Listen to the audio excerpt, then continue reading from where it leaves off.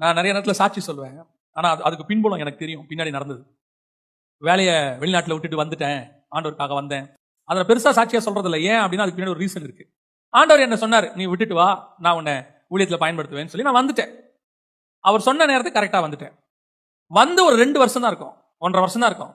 என் கூட இருந்த அங்க இருந்தவங்க அநேகர் எனக்கு ஃபோன் பண்ணாங்க, இந்தியால நிலைமை எப்படி இருக்கு இப்ப, ஏன் இங்க சூழ்நிலை மோசமா இருக்கு, நாங்க இங்க இருந்து போயிடலான்னு இருக்கோம்.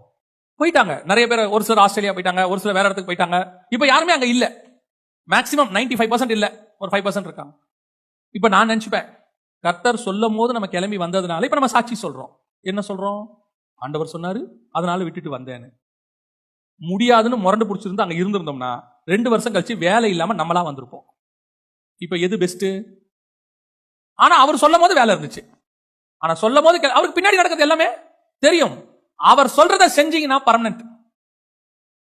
நம்ம சில நேரத்துல ஆசைப்படுவோம், ஓ ராஜ்யபாரத்தில் 3ஆவதா, பொற்சனைறாங்களா, பறையடிக்கிறாங்களா, ஊருக்கே சொல்றாங்களாமே தானியேல் தான் 3ஆவதுன்னு சொல்லுவாங்கப்பா. அன்னைக்கு நைட்டே சொல்லுவாங்க தானியேல் பிடிக்கப்பட்டார்னு.